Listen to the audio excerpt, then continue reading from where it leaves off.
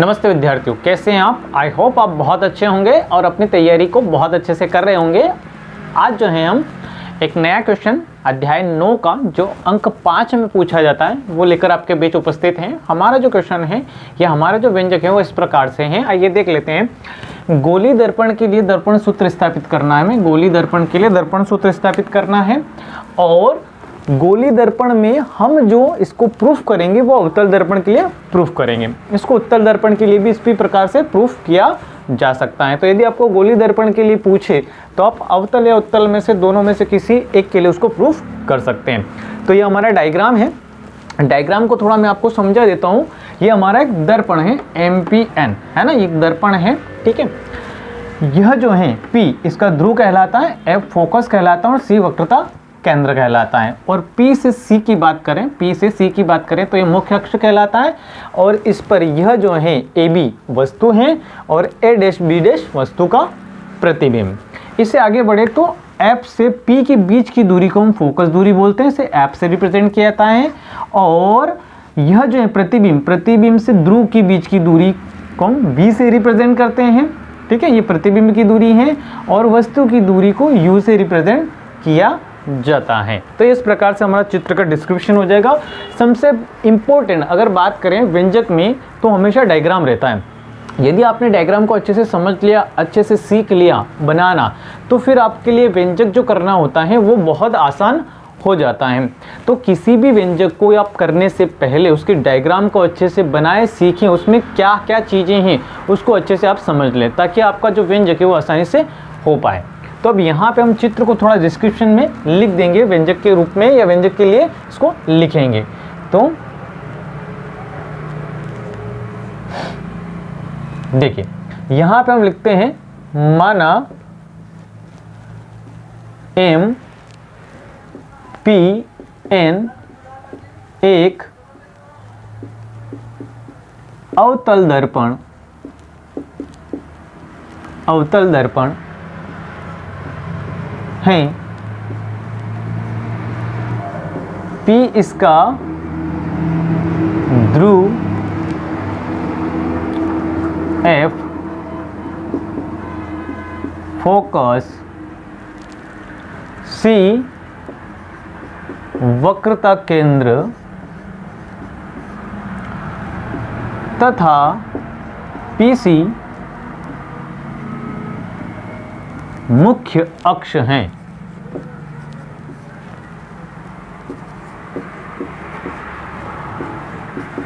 AB वस्तु एवं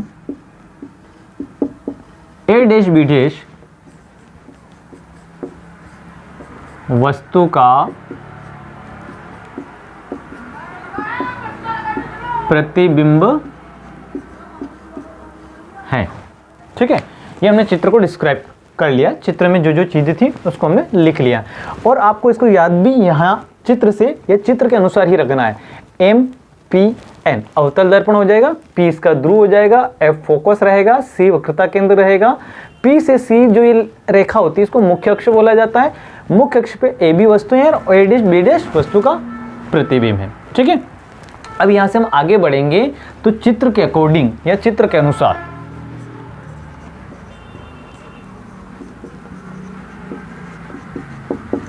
या चित्र से भी आप लिख सकते हैं। तो यहाँ पे हमें चित्र में एक ये वाला त्रिभुज दिख रहा है A', F और एक ये वाला त्रिभुज दिख रहा है हमें QRF, समरूप दिख रहे हैं। तो समरूपता के आधार पर दो त्रिभुजों को हम लेंगे तो हम लिखेंगे त्रिभुज A', B', F और त्रिभुज QRF समरूप हैं, है ना। और यदि कोई दो त्रिभुज समरूप होते हैं तो उनकी संगत भुजाएं समानुपाती होती हैं। तो इस समरूपता के प्रतिबंध को आगे बढ़ाएंगे तो हम क्या लिख सकते हैं कि संगत भुजाएं को समानुपाती लिखेंगे। तो यह जो हमारी A' B' भुजा है इसकी समानुपाती क्या रहेगी, QR रहेगी, है ना। तो ये हो जाएगा आपका QR। आगे बढ़ते हैं तो B' F जो है ये आपकी B' F, इसकी समानुपाती क्या हो जाएगी, आर एफ। ठीक है, ये हमने जो समानुपाती समरूपता का जो प्रतिबंध है उसके आधार पे लिख लिया। इसको थोड़ा आगे बढ़ाएं तो यह जो हमारा क्यू आर है, चित्र में देख के बात करें हम या चित्र के अकॉर्डिंग बात करें तो देखिए ये जो क्यू आर है यह ए बी के बराबर होता है। देखिए यहाँ पे ये आपका ए बी और ये आपका क्यू आर, तो ये जो लेंथ है ये इस चित्र में वस्तु के बराबर होगी। तो क्यू आर किसके बराबर हो जाएगा? ए बी के। तो यहाँ पे हम क्यू आर के जगह या क्यू आर के स्थान पे क्या रख सकते हैं? ए बी रख सकते हैं। तो ये बनेगा आपका A dash B dash A B equal हो जाएगा B dash F upon R F. इसको समीकरण नंबर हमें क्या नाम दे देना है? 1 नाम दे देना। अब समीकरण 1 तक हो गया, फिर पुनः हम वापस चित्र में चलेंगे और एक नया जो त्रिभुज है, जो दूसरे जो हमारे त्रिभुज हैं जो समरूप है उनको लेंगे। ठीक है, इससे आगे बढ़ते हैं, इसको रफ कर लेते हैं थोड़ा।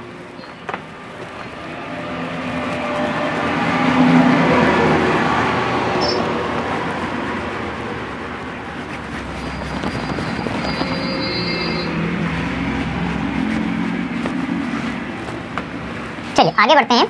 अब हमारे पास अगर बात करें हम तो देखिए ए डैश बी डैश और जो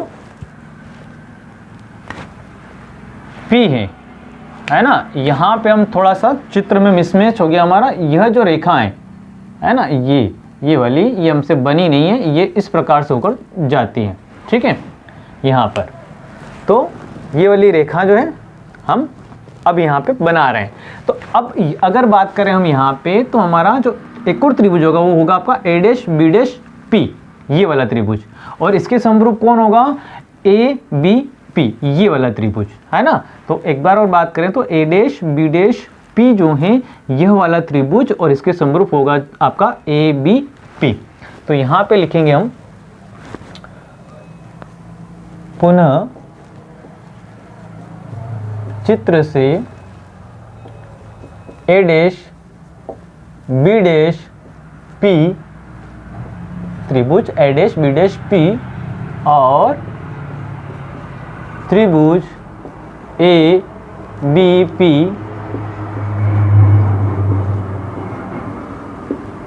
समरूप है।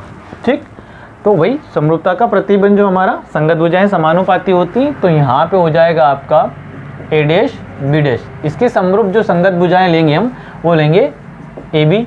ठीक है, बराबर बी डैश पी के समरूप हो जाएगी हमारी बी पी।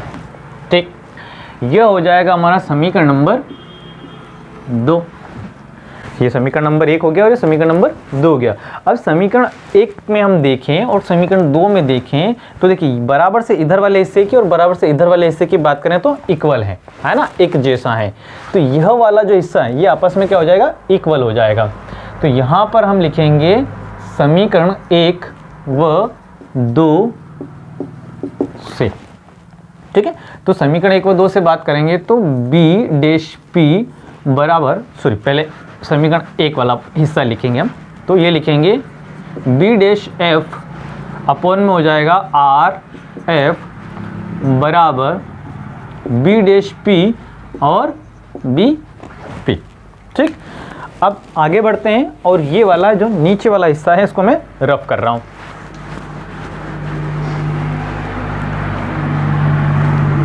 ठीक है, अब यहाँ पे एक स्टेटमेंट लिखना है आपको कि यदि ये जो दर्पण है इसका द्वारक जो हो छोटा हो तो यह जो हमारा आर एफ है, आर एफ ये किसके इक्वल हो जाएगा? पी एफ के इक्वल हो जाएगा, पी एफ के इक्वल हो जाएगा। ये आर एफ है, यदि दर्पण का द्वारक छोटा हो तो ये जो आर एफ है ये पी एफ के इक्वल हो जाता है। तो यहाँ पे लिखेंगे यदि दर्पण का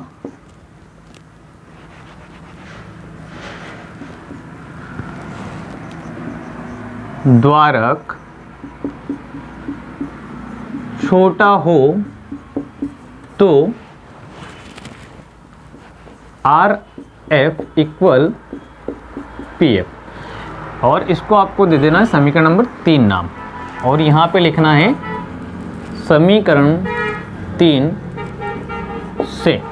ठीक, तो समीकरण 3 में अब क्या हो जाएगा, आर एफ की जगह हम क्या रख देंगे, पी एफ रख देंगे। तो समीकरण 3 इस प्रकार से बन जाएगा आपका B dash F upon R F की जगह हो जाएगा पी एफ बराबर बी डैश पी और बी पी। ये इस प्रकार से हो जाएगा आपका, है ना।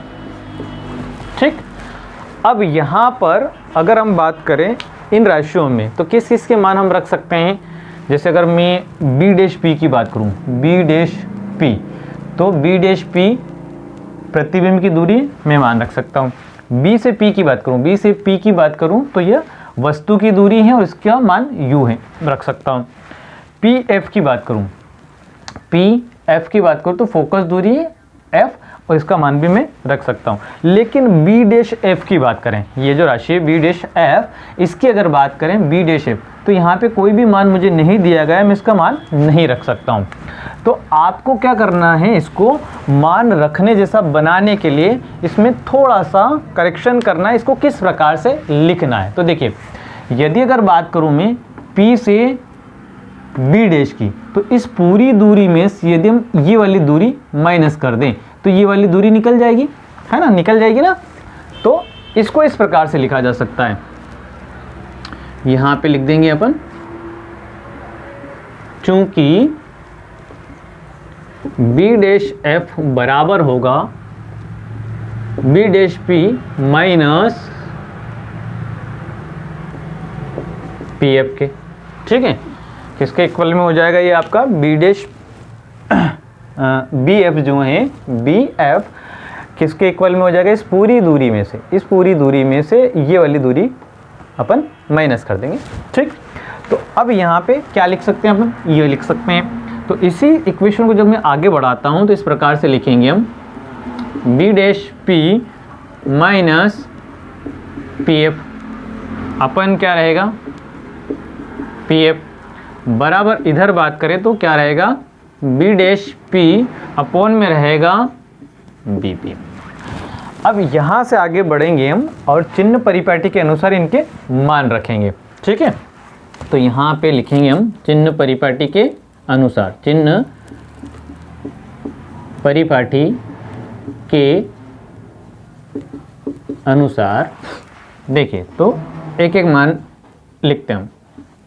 बीपी की बात करें, की अगर हम बात करते हैं तो बी डैश पी, देखिए यहाँ से बी डैश पी ये क्या है, प्रतिबिंब की दूरी है और चूंकि इधर नापी जा रही है तो ऋणात्मक रहेगी, तो ये जगह माइनस का भी। ठीक, आगे बढ़ते हैं। पी एफ, पी एफ क्या है, फोकस दूरी है, तो ये हो जाएगा माइनस एफ। और क्या बच रहा है अपना बी से पी, है ना, बी पी, यह है आपका वस्तु की दूरी u, तो ये हो जाएगा माइनस u हो जाएगा। अब ये सारे मान आपको यहाँ पर रख देना है। चाहो तो आप इसको समीकरण नंबर 4 नाम दे सकते हैं, यदि अदरवाइज नहीं तो ये सारे मान यहाँ पे आपको रखना है। ठीक है, तो मान हम इसमें रखते हैं। आगे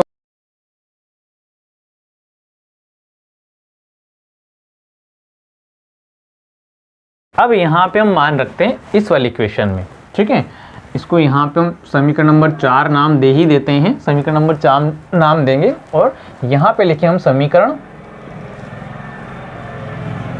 4 से या समीकरण 4 में मान रखने पर। तो मान रखेंगे हम, तो बी डैश पी का मान क्या रहेगा, माइनस का v रहेगा आपका, फिर ये वाला माइनस पी एफ का मान क्या रहेगा, माइनस एफ रहेगा। तो यहाँ पे आप छोटा कोष्टक लगा लें, अपॉन क्या है आपका पी एफ, तो ये हो जाएगा माइनस एफ बराबर, इधर बात करें तो बी डैश पी का मान, तो बी डैश पी का मान है माइनस वी और बी पी का मान है माइनस यू।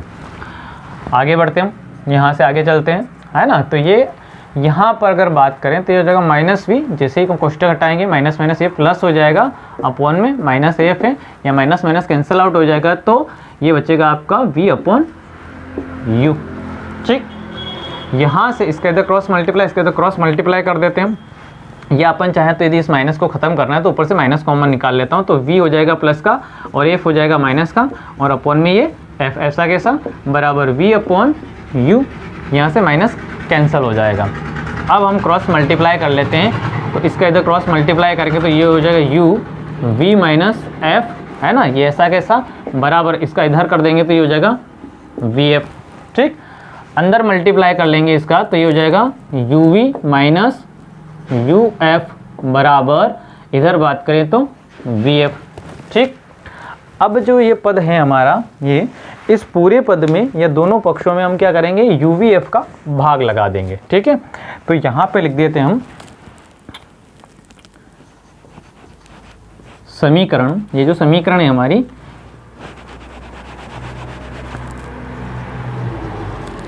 समीकरण के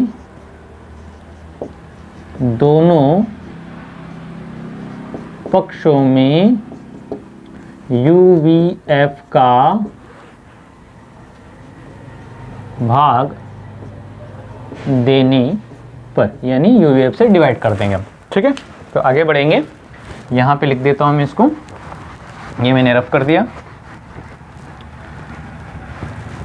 चलिए यहाँ पे क्या करेंगे, हम इसमें भाग लगाएंगे तो ये जगह uv अपोन में क्या हो जाएगा uvf, ठीक, माइनस ये हो जाएगा uf और अपोन में हो जाएगा uvf, और इधर बात करें तो ये हो जाएगा vf और यहाँ बचेगा uvf।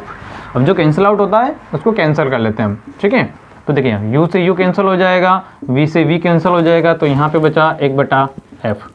अगर यहाँ पे अगर बात करूँ तो माइनस u से u कैंसिल, f से f कैंसिल, 1/v बचा, बराबर इधर बात करूँ मैं तो v से v कैंसिल, f से f कैंसिल, 1/u बचा।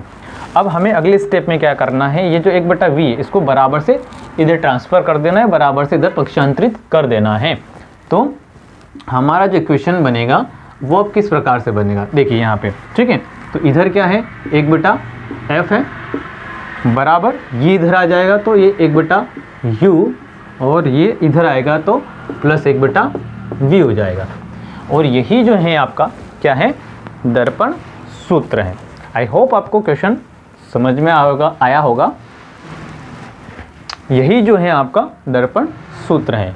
आई होप आपको क्वेश्चन व्यंजक अच्छे से समझ में आया होगा। तो आपको वीडियो को लाइक करना है, आपका एक लाइक से हमें मोटिवेशन मिलता है, और चैनल को सब्सक्राइब कर लें आप।